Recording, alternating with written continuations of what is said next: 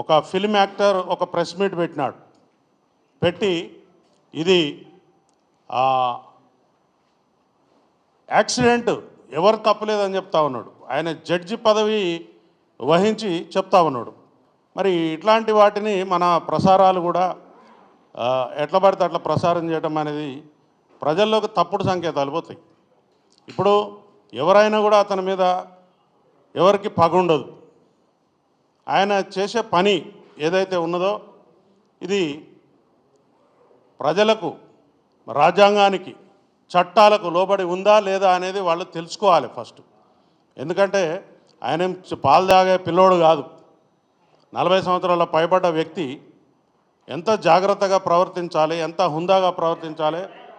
ఒక సెలబ్రిటీగా ఉన్న వ్యక్తి చట్టాలను చదువుకోవాలి, అతని యొక్క పరిధులు తెలుసుకోవాలి.